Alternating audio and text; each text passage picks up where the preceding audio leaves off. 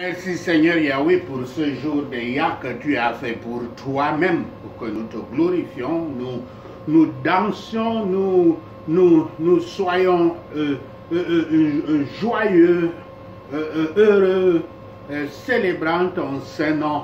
Merci pour ce jour de Yah du 30 juin 2019. Merci Seigneur Saint-Esprit, notre consolateur, notre enseignant de toutes choses, pour le pain de la vie que tu nous as donné en ce jour de Yah.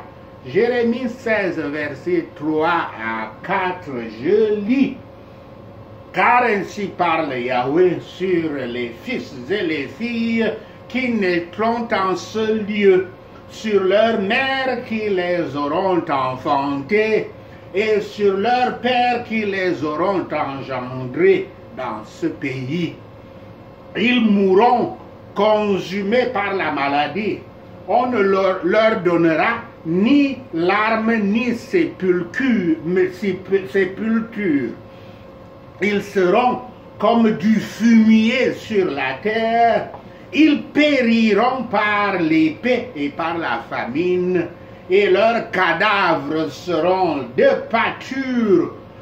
Leurs cadavres serviront de pâture aux oiseaux du ciel et aux bêtes de la terre. Fin de citation. Ceci est la parole de Dieu. Merci Seigneur. Merci Seigneur. Loué soit ton Saint-Nom. Le sermon que le Saint-Esprit m'a donné à écrire sur la base de cette écriture, je l'ai intitulé « Mort atroce pour les méchants ». Mort atroce pour les méchants.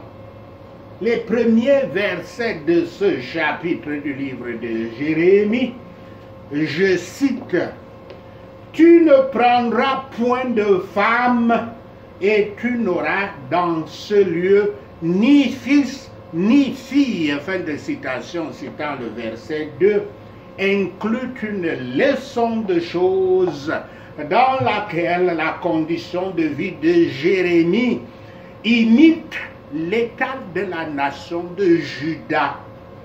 Le mariage était un état était une condition que les Juifs favorisaient spécialement. Par son acte d'abnégation, Jérémie devait donc se soumettre pleinement à la volonté de Yahweh, pendant que ce serait en même temps un moyen puissant de transmettre le message des malheurs à venir qu'il était chargé de délivrer au peuple de Juda. Yahweh utilise l'appel du prophète Jérémie au célibat comme une image de la relation qui est en train de s'achever entre lui et le peuple de Juda, et du chagrin de cela. Le prophète doit se comporter comme quelqu'un qui s'attend à voir son pays ruiné très prochainement. Dans la perspective des temps tristes, il doit s'abstenir du mariage, du deuil pour les morts et du plaisir. Voici la leçon. Ceux qui voudraient convaincre les autres des vérités de Yahweh doivent faire paraître par leur renoncement à eux-mêmes qu'ils croient en elles, en ces vérités eux-mêmes. Première partie de cette présentation, les calamités prévues pour Juda. Ce jour de Yah, notre Père Céleste dit, je cite, de la bouche du prophète Jérémie, je cite, « Car ainsi parle Yahweh sur les fils et les filles qui naîtront en ce lieu », fin de citation, c'est-à-dire en Juda ou en Judée, si on peut dire. L'instruction de rester célibataire au verset 2, au verset précédent, était qu'il soit littéralement obéi ou seulement selon une vision prophétique, c'était de symboliser les calamités à venir sur les Juifs, comme on le voit dans Ézéchiel 24, versets 15 à 27, comme étant tellement des calamités tellement sévères qu'un célibataire serait alors, contrairement au cours normal des choses chez les Juifs, préférable aux mariés. Nous pouvons comparer cela au Nouveau Testament avec 1 Corinthiens 7, versets 8, 26 et 29, Matthieu 24, verset 19 et Luc 23, verset 29. C'est l'une des raisons données, pour lesquelles le prophète n'aurait pas dû et pourquoi il ne devrait pas désirer avoir des fils et des filles dans un lieu et un pays consacrés à la destruction. Et l'Écriture continue en disant, sur leurs mères qui les auront enfantés et sur leurs pères qui les auront engendrés dans ce pays. Fin de citation. C'est-à-dire Judas, qui montre ce que l'on entend par le lieu mentionné précédemment. L'un et l'autre, parents et les uns et les autres, parents et enfants devraient-ils mourir? C'est ce qui a été déterminé par Yahweh lui-même à leur sujet. Et par conséquent, il ne serait pas souhaitable pour un homme d'avoir une femme et des enfants auxquels il devrait se séparer d'une manière aussi inconfortable que celle décrite ci-après, au verset suivant. Et aussi pour montrer la certitude de ce qu'il est interdit au prophète d'agir comme ci-dessus, c'est-à-dire qu'il doit rester célibataire. La paix intérieure et extérieure, la famille et le public sont entièrement l'œuvre de Yahweh, l'œuvre de sa bonté, l'œuvre de sa miséricorde. Quand Yahweh retire sa paix d'un peuple, la détresse doit suivre. Il peut y avoir des moments où il convient d'éviter des choses qui sont autrement notre devoir, comme le mariage ici. Et nous devrions toujours rester en marge, éloignés des plaisirs et des préoccupations de cette vie, de la solitude que les gens,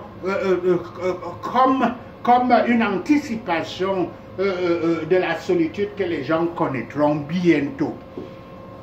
Et l'Écriture continue en disant, ils mourront consumés par la maladie. Fin de citation. Littéralement, les décès dus à la maladie, y compris peut-être la famine, comme dans Jérémie 14, verset 18, par opposition à l'œuvre immédiate, à l'action plus immédiate de l'épée. Je m'excuse. Yahweh, dans ces versets, révèle la raison pour laquelle il ne voulait pas que le prophète se marie, ni multiplie des relations, ni fasse des enfants. Dans les temps difficiles et calamiteux, ceux qui multiplient les relations ne font que multiplier les peines et les afflictions envers eux-mêmes. Dans les temps difficiles, par exemple, l'apôtre Paul dit aux Corinthiens que les personnes mariées devraient avoir des ennuis dans la chair. Et cela dans 1 Corinthiens 7, verset 28. Et même le Christ lui-même prononce une malédiction contre celles qui devaient avoir des enfants, celles qui allaiteraient au moment où Jérusalem devaient être assiégés. Ceci dans Marc 13, versets 14 à 19.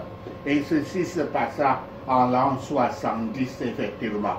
Yahweh avait dit au prophète qu'il était résolu au prophète Jérémie, je veux dire, qu'il était résolu à ce que les habitants de ce pays, Juda, jeunes et vieux, meurent dans des conditions misérables et meurent si vite qu'il n'y ait personne pour les enterrer. Je cite, on ne leur donnera ni larmes ni sépulture. Fin de citation. Ces deux devoirs sont généralement faits aux morts par leurs relations familiales survivantes, qui pleurent, leur famille pleure pour eux et exprime leur chagrin par divers gestes et qui ont surtout été utilisés par les nations du nord-est africain et même de toute l'Afrique en général, et veillent à ce que leur sépulture soit décente. Mais ni l'une, ni les unes, ni les autres n'auraient lieu maintenant. Je veux dire, ni les larmes, ni les sépultures n'auraient lieu maintenant. Ce qui est mentionné comme une aggravation de cette calamité qui est annoncée. Que non seulement la mort dont ils devraient mourir serait grave, mais qu'après la mort, aucun regard ne leur serait accordé, ne serait accordé dans tout le cas à leur corps. Et cela non plus parce qu'il n'y aurait personne pour faire ces choses à leur endroit.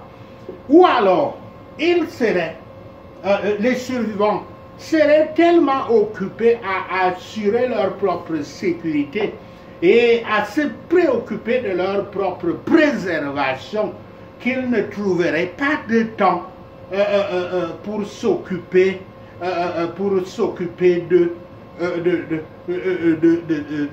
comme précédemment dit. Dans un peuple qui attachait une telle importance à l'observation des obsèques funéraires comme le firent les Juifs ou comme le font les Africains en général, la négligence de ces obsèques fut bien sûr ici, comme dans Jérémie 22, verset 18 aussi, un symptôme de misère extrême. Des choses semblables étaient historiquement arrivées lors des pestes et des sièges des villes antiques à d'autres époques, comme dans la description de l'auteur Lucrèce, je cite, les rites coutumiers de sépulture n'étaient plus pratiqués dans la ville, comme d'habitude, traiter les morts avec un soin révérend autrefois. Fin de citation. Ceci doit être comparé au récit de la peste d'Athènes par l'autre écrivain, Thucydide. L'écriture continue donc en disant, ils seront comme du fumier sur la terre. Fin de citation. Ils y resteront, ils resteront couchés et pourriront là sur la terre et seront comme des excréments sur la terre. Ce qui serait une juste revanche pour leurs actions immondes et abominables commises dans le pays de Juda. Et l'écriture continue en disant, ils périront par l'épée et par la famine. Fin de citation. Qui sont des morts graves précédemment mentionnées. L'épée à l'extérieur et la famine à l'intérieur de la ville fortifiée, du moins de la nation de Juda. L'une plus soudainement et à la fois, et l'autre plus persistante. Et ceci peut donc être plus spécialement conçu par la mort des suites des maladies persistantes mentionnées. Et l'Écriture finit en disant: et leurs cadavres serviront de pâture aux oiseaux du ciel et aux bêtes de la terre. Fin de citation. Couchés, donc, leurs cadavres, donc, couchés sans sépulture, à l'air libre, car ailleurs, le prophète Jérémie dit, je cite, « Les cadavres de ce peuple seront la pâture des oiseaux du ciel et des bêtes de la terre, et il n'y aura personne pour les troubler. » Fin de citation, citant Jérémie 7, verset 33. Yahweh prépare ensuite Jérémie, le prophète Jérémie, aux questions qu'il posera en réponse à la gravité de son message. Sa réponse est que les ancêtres d'Israël ont abandonné Yahweh et se sont tournés vers des idoles. Nous prenons souvent des idoles à la légère quand nous lisons la Bible, quand nous lisons les Écritures saintes, en voyant cela comme quelque chose pas très important. Mais c'est la chose fondamentale pour notre marche vers Dieu. Et il faut s'en méfier. L'idolâtrie ne s'était pas arrêtée chez leurs ancêtres à l'époque de Moïse. Les gens sont aussi coupables de leur pire péché en ce moment où cette écriture est écrite. Le manque de foi des Israélites, alors que Moïse était sur le mont Sinaï, les rendit leurs ancêtres sans défense. Moïse était parti depuis moins de 40 jours lorsque les Israélites fabriquèrent un veau d'or, moulé d'or, un veau moulé en or pour le substituer au Dieu créateur invisible Yahweh. Dans leur propre esprit, ils avaient réduit Yahweh à quelque chose qu'ils pouvaient contrôler et invoquer quand cela leur convenait. Et Dieu seul sait que nous continuons à faire ces choses aujourd'hui, notamment ceux qui adorent les statues dans les églises. Ceux qui s'étaient repentis avaient eu honte de ce qu'ils avaient fait. Et cela a été sauvé. Nous voyons cela dans Exode 32, versets 2 à 10. Deuxième partie de cette présentation. Les calamités prévues pour les méchants. Les dieux que les hommes se fabriquent aujourd'hui sont de 3 groupes au moins, sans être exhaustifs. Il y a le Dieu du moi que nous trouvons dans Genèse 3, verset 5, qui se manifeste par leur égocentrisme, leur exaltation de soi, leur égoïsme, leur orgueil, leur arrogance, leur rébellion, leur esprit de domination, et ainsi de suite. Tout cela, c'est ce qu'on appelle le péché originel. Deuxièmement, le Dieu de l'argent et de la richesse, que notre Seigneur Yahshua Christ appelle Mammon, qui est le Dieu le plus vénéré de notre temps, surtout dans les pays capitalistes. Troisièmement, le Dieu du pouvoir, qui est exhibé par l'esprit de domination. Et enfin, les dieux de la drogue, de la nourriture, des convoitises, en général, les dieux de la chair. 2 Rois 17, versets 5 à 17, répertorie les péchés d'Israël qui sont de 3 groupes: idolâtrie répandue, pratiques religieuses païennes et rejet de la loi de Yahweh qui avait été donnée à Moïse en guise de punition.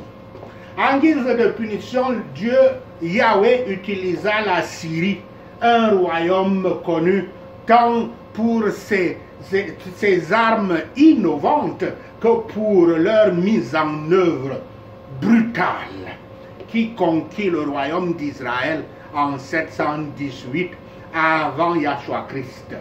Ainsi, environ 250 ans après sa création, le royaume du Nord, Israël, composé de 10 tribus, s'était éteint en tant que nation souveraine.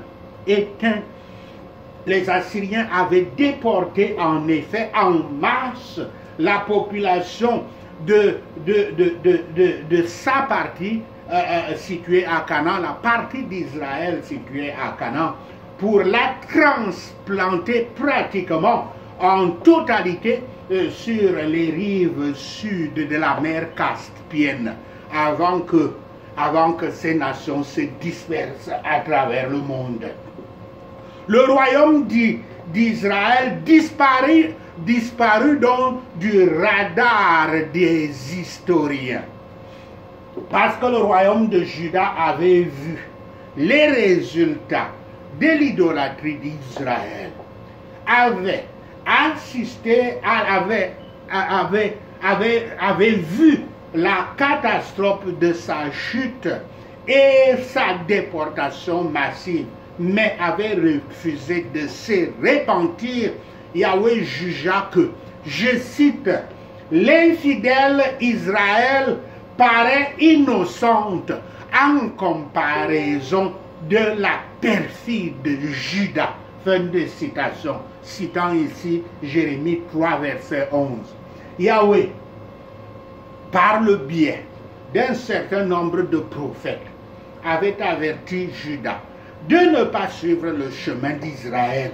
Par exemple, le prophète Osée, utilisant la prostitution comme analogie pour l'idolâtrie, avait plaidé ceci, je cite, « Si tu te livres à la prostitution, ô Israël, que Juda ne se rende pas coupable. » Fin de citation. Citant Osée 4, verset 15.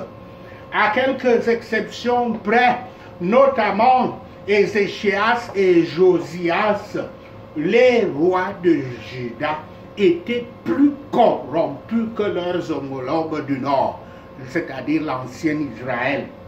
Israël avait donné le ton de l'idolâtrie et Juda l'avait suivi avec enthousiasme. Et je cite cela. Israël et Éphraim tomberont par leur iniquité, avec eux aussi tombera Juda. Fin de citation, citant Osée 5, verset 5. Dans Ézéchiel 6, verset 9, Yahweh se sentait brisé, entre parenthèses, ou écrasé, entre parenthèses, par le rejet qu'il avait reçu d'Israël dans le cadre de leur mariage, puisque la relation entre Yahweh et Israël utilise souvent l'analogie du mariage. Les idoles représentent ce que Israël souhaitait vivement, et comme le contexte l'indique clairement, ce qu'elle désirait grandement et dont elle privait Yahweh son mari. Cette pute entre guillemets, whoring en anglais, cette pute était donc, comment dire, cette prostitution pour ne pas dire, est leur conduite instable. Ils étaient toujours curieux de savoir comment les autres faisaient les choses. C'est un danger. C'est pour ça que le Christ nous dit, nous devons vivre dans le monde, mais ne pas être dans le monde. Ils étaient toujours prêts à s'enthousiasmer pour quelque chose, pour toute chose qui paraît nouvelle et toujours prêts à expérimenter diverses choses. Presque toujours, ce qu'Israël poursuivait était en dehors des directives que Dieu Yahweh donnait dans ses commandements, dans ses ordres. Mais pour elle, les ordres de Yahweh semblaient toujours lui refuser le plaisir qu'il poursuivait. C'est exactement ce à quoi nous assistons. C'est exactement ce à quoi nous assistons aujourd'hui dans le monde, où tout le monde suit et vénère les dieux de la science. Les dieux de la science, le Dieu de la science, puisqu'il faut l'appeler ainsi. Le Dieu des nouveautés, le Dieu des célébrités. Ils essaient de tout goûter. Les gens essaient de tout goûter, de tout goûter, et ils franchissent toutes les barrières culturelles avec l'homosexualité, le lesbianisme, les relations sexuelles avec les animaux, la drogue, la cruauté, la convoitise, la cupidité, etc.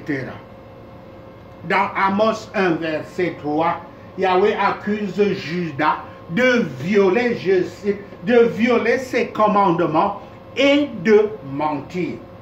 Les péchés d'Israël impliquent largement une infidélité nationale et personnelle, trompeuse, une infidélité trompeuse dans les domaines sociaux, économiques et culturels.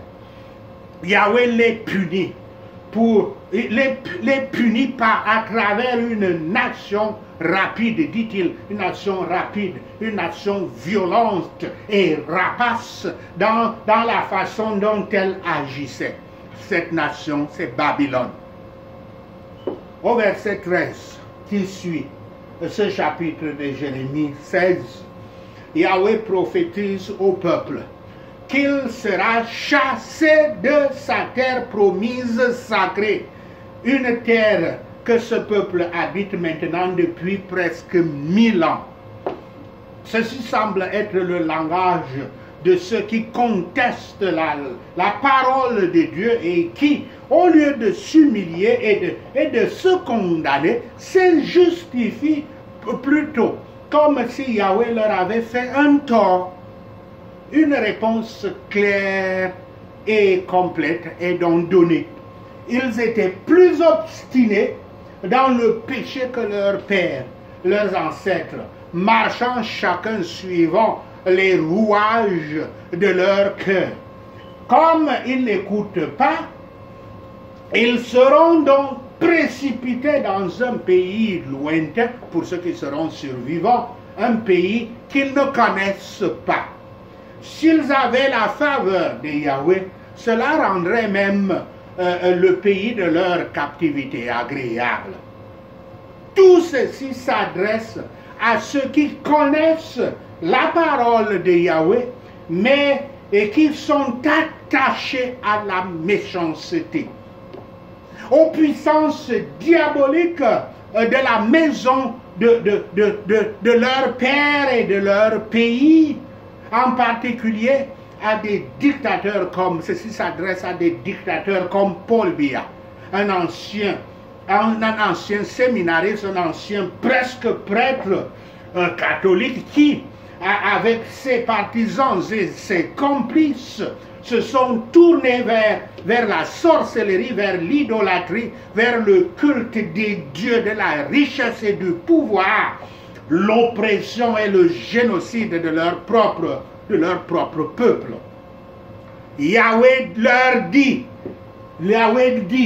que leurs cadavres, Yahweh dit que, je cite, leurs cadavres serviront de pâture aux oiseaux du ciel et aux bêtes de la terre. Fin de citation. Sachez ceci, et le Seigneur Yahweh vous bénira. Prenons ces points de prière. Prions contre les forces maléfiques de la maison de nos parents et de notre pays. Prions. parce qu'ils ont abandonné Yahweh le Tout-Puissant et n'ont pas observé sa loi, l'Éternel les a aussi abandonnés. Au nom de Yahshua le Messie, nous prions. Parce qu'ils se sont comportés de façon plus méchante que leurs ancêtres, ayant tous suivi l'obstination de leur mauvais cœur, au lieu de lui obéir, Yahweh les punit. Au nom de Yahshua le Messie, nous prions. Yahweh Shaphat, notre juge, jette-les du pays rejette-les du pays vers un pays que ni eux ni leurs pères n'ont connu. Au nom de Yahshua le Messie, nous prions. Là, dans le pays étranger, ils serviront d'autres dieux jour et nuit, car Yahweh ne leur montrera aucune faveur. Au nom de Yahshua le Messie, nous prions. Quand Yahweh promet dans les jours à venir qu'il les restaurera au pays qu'il a donné à leurs ancêtres, je le montrerai avec mon changement de conduite. Au nom de Yahshua le Messie, nous prions. Mais maintenant, Yahweh enverra de nombreux pécheurs et ils les attraperont. Au nom de Yahshua le Messie, nous prions. Après cela, Yahweh enverra de nombreux chasseurs et ils les chasseront sur toutes les montagnes et collines et dans les crevasses des rochers. Au nom de Yahshua le Messie, nous prions. Car les yeux de Yahweh sont sur toutes leurs voies. Le monde et l'église mondaine ne sont pas cachés à l'Éternel et leur péché n'est pas dissimulé de ses yeux. Au nom de Yahshua le Messie, nous prions. Seigneur Yahweh, rends-leur le double de leur méchanceté et de leur péché. Au nom de Yahshua le Messie, nous prions. Car ils ont souillé la terre de Yahweh avec les formes sans vie de leurs images viles et ont rempli son héritage avec leurs idoles détestables. Au nom de Yahshua le Messie, nous prions. Seigneur Yahweh, ma force et ma forteresse, mon refuge au temps de la détresse. À toi les nations viendront des extrémités de la terre. Au nom de Yahshua le Messie, je prie. Les nations te diront, Yahweh Tout-Puissant, nos ancêtres ne possédaient que de faux dieux, des idoles sans valeur, qui ne nous ont fait aucun bien. Au nom de Yahshua le Messie, nous prions. Est-ce que les gens font leur propre Dieu, fabriquent leur propre Dieu? Oui, ils le font, ils les fabriquent dans le monde. Ils les fabriquent dans le monde et dans les églises mondaines. Mais ce sont des